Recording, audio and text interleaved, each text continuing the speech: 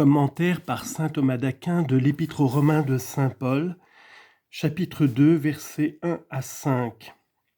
C'est pourquoi, ô homme, qui que tu sois, tu es inexcusable de juger, car en jugeant autrui, tu te condamnes toi-même, puisque tu fais ce que tu condamnes. Nous savons en effet que Dieu juge selon la vérité ceux qui font ces choses.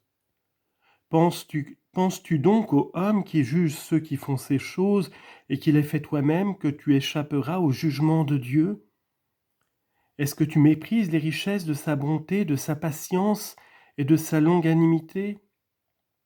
Ignores-tu que la bonté de Dieu t'invite à la pénitence? Cependant, par ta dureté et par ton cœur impénitent, tu t'amasses un trésor de colère pour le jour de la colère et de la manifestation du juste jugement de Dieu. Commentaire explicatif de saint Thomas. Après avoir établi que les gentils n'ont pas été justifiés par la connaissance qu'ils ont eue de la vérité, l'apôtre montre que les Juifs ne l'ont pas été non plus par les avantages dont ils se glorifiaient, et qu'ainsi aux uns comme aux autres la vertu de la grâce évangélique est nécessaire pour le salut. Il dit donc, premièrement, que les Juifs n'ont point été justifiés par la loi, deuxièmement, qu'ils ne l'ont point été par leur race dont ils tiraient vanité. 3.1. Quel est donc l'avantage des Juifs? Troisièmement, ni par la circoncision. 4.1. À quel avantage reconnaîtrons-nous donc? Sur la première de ces propositions, il faut remarquer que les Juifs et les gentils convertis à la foi s'attaquaient réciproquement sur leur vie passée. Les Juifs reprochaient aux gentils que, vivant sans la loi de Dieu, ils sacrifiaient aux idoles. Les gentils à leur tour reprochaient aux Juifs qu'après avoir reçu la loi de Dieu, ils ne l'observaient pas.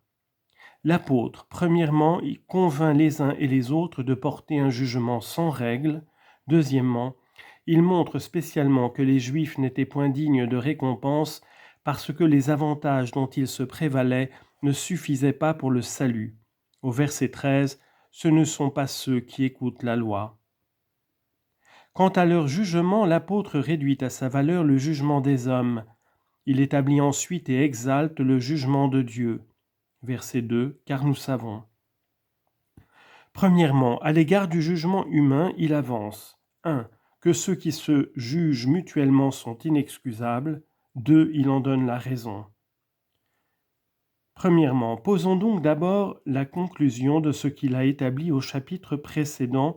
Il dit « Puisque les gentils ont retenu dans l'injustice la vérité de Dieu qui leur était connue, qui que tu sois, ô homme, tu es inexcusable en condamnant les autres, comme il a été dit au chapitre 1, verset 20, en sorte qu'ils sont inexcusables. » Il ajoute « Tout homme », comme s'il disait « Qui que vous soyez, gentil ou juif, parce que le gentil lui-même, dont il paraissait s'agir surtout, ne peut pas être exaucé à raison de son ignorance, ainsi qu'il vient d'être démontré. » 1 Corinthiens 4, 5. Ne jugez donc point avant le temps. Deuxièmement, par ces paroles, car en se condamnant les autres, tu te condamnes toi-même. Saint Paul en donne la raison en détruisant tout motif d'excuse. D'abord l'ignorance, ensuite l'innocence à ces mots, puisque tu fais ce que tu blâmes. Premièrement, le jugement en effet exclut l'ignorance, car quiconque juge quelqu'un comme faisant une action mauvaise donne la preuve qu'il sait que cela est mal et montre par là qu'il est condamnable. Voilà pourquoi l'apôtre dit « C'est pour cela, dis-je, que vous êtes inexcusables, car en ce que vous jugez votre frère comme faisant mal, vous vous condamnez vous-même. » C'est-à-dire, vous montrez que vous êtes condamnables. Matthieu 7, 1. Ne jugez point afin que vous ne soyez pas jugés. Toutefois, il ne faut pas croire que tout jugement soit condamnable. Il y a en effet 3 sortes de jugements. Le premier est juste, il se fait selon la règle de la justice. Confère Sagesse 1, 1. Aimez la justice, vous qui jugez la terre. Le second est injuste et se fait contre cette règle de la justice. Confère Sagesse 6, 5. Vous qui êtes établis ministres de son royaume, vous n'avez pas jugé selon la justice. Le troisième est appelé téméraire. Il est opposé à ce qui est écrit, Ecclésiastique 5:1, ne parlez pas au hasard.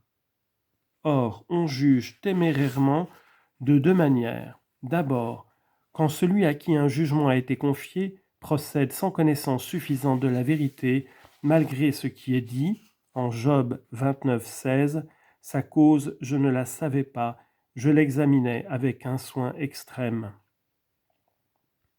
Ensuite, quand on s'arroge le droit de juger des choses secrètes dont le jugement appartient à Dieu seul, à l'encontre de ce qui est écrit encore, 1 Corinthiens 4:5, gardez-vous de juger avant le temps jusqu'à ce que vienne le Seigneur qui éclairera ce qui est caché. Or, il est des choses cachées non seulement à nos regards, mais encore par leur nature même, dont Dieu seul s'est réservé la connaissance. Premièrement, la pensée du cœur. Confère Jérémie 17:9. Le cœur de l'homme est corrompu et impénétrable, qui le connaîtra? Moi, le Seigneur qui sonde les reins et qui sonde les cœurs et qui éprouve les reins. Deuxièmement, les futurs contingents. Confère Isaïe 41:23. Dites-nous l'avenir et nous dirons que vous êtes des dieux. Et voilà pourquoi, ainsi que l'a dit saint Augustin, il y a deux points sur lesquels nous devons nous garder de juger témérairement. C'est lorsqu'il y a incertitude, soit sur l'intention avec laquelle une chose a été faite, soit sur ce que sera un jour tel qui maintenant paraît bon ou méchant. Le premier jugement donc n'est pas condamnable, mais le second et le troisième le sont. Deuxièmement, quand l'apôtre dit au verset 1 « Tu fais ce que tu blâmes », il écarte une autre mauvaise excuse, l'innocence. C'est comme s'il disait « La raison pour laquelle en jugeant les autres tu te condamnes toi-même, c'est que tu fais ce que tu juges, c'est-à-dire l'action pour laquelle tu condamnes ton frère, et l'on voit par là que tu agis contre la conscience. » Confère Matthieu 7:3. Mais pourquoi vois-tu une paille dans l'œil de ton frère ? Il faut cependant reconnaître qu'en jugeant un autre pour une faute que l'on commet soi-même, on n'assume pas toujours par là sur soi-même sa propre condamnation, parce qu'en jugeant on ne pêche pas toujours mortellement. Néanmoins toujours on manifeste qu'on est condamnable. Car si l'on est reconnu publiquement coupable du péché sur lequel on juge le prochain, on scandalise en jugeant, à moins qu'on ne se blâme humblement soi-même avec celui que l'on juge, et que non gémisse sur son péché. Que si l'on est coupable, que secrètement on ne pêche pas en jugeant son frère sur le même péché, surtout si on le fait avec humilité et en s'efforçant de revenir à récipiscence, comme le dit saint Augustin. Citation. Voyons donc, lorsque la nécessité nous oblige à reprendre quelqu'un, si jamais nous n'avons été coupables de sa faute, et alors même pensons que nous eussions pu le devenir. Si au contraire nous en avons été souillés, quoique nous ne le soyons plus actuellement, rappelons-nous la fragilité commune afin que notre correction procède non de la haine mais de la miséricorde. Que si nous nous sentons encore coupables, ne faisons pas de reproches, mais gémissons avec le pécheur et invitons-le à s'affliger avec nous. Fin de citation de saint Augustin. Deuxièmement, quand l'apôtre dit au verset 2 « Car nous savons, il indique et exalte le jugement de Dieu. Dans ce but, il établit la vérité de ce jugement. » Deuxièmement, il renverse l'objection opposée à ces mots au verset 3 « Pensez-vous » Troisièmement, il expose la vérité au verset 6 qui rendra à chacun. Premièrement, il dit donc d'abord « Je déclare que vous vous condamnez vous-même parce que vous faites ce que vous blâmez. » Car nous savons, c'est-à-dire nous tenons pour certain que le jugement de Dieu s'exerce sur ceux qui se conduisent ainsi, en d'autres termes que ce jugement les menace. Confère Job 19:29. Il y a un glaive vengeur des iniquités et sachez qu'il y a un jugement. Ecclésiastique 12:14. Tout ce qui se fait, Dieu l'appellera en jugement. Nous savons aussi que ce jugement est selon la vérité. Confère Psaume 95:15. Il jugera l'univers avec équité. Mais le jugement de l'homme, alors même qu'il juge avec justice, n'est pas toujours basé sur la réalité, mais sur les dépositions des témoins qui quelquefois s'écartent de la vérité. Rien de semblable dans les jugements de Dieu, car le Seigneur dit lui-même, Jérémie 29:23, je suis juge et témoin. Dieu n'est pas non plus trompé par de fausses allégations. Confère Job 41-31.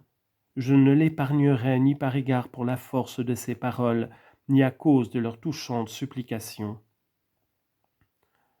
Deuxièmement, saint Paul détruit ensuite à ces paroles, pensez-vous, l'opinion contraire, et d'abord il l'expose. Ensuite, il en énonce le prétexte à ces mots, au verset 4, méprisez-vous les richesses? Enfin, il les condamne, au verset 4, ignorez-vous.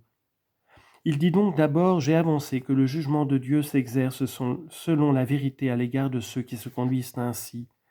Mais, ô homme, qui que vous soyez, qui jugez ceux qui commettent ces crimes et les commettez vous-même, est-ce que vous ne craignez pas le jugement d'un être supérieur? Pensez-vous que vous éviterez le jugement de Dieu? Comme s'il disait, si vous le pensez, votre espérance est vaine, car, psaume 138:6, où irai-je pour me dérober à votre esprit, et où fuir pour me cacher de votre face? Et Job 11:20, tout moyen d'échapper sera perdu pour eux.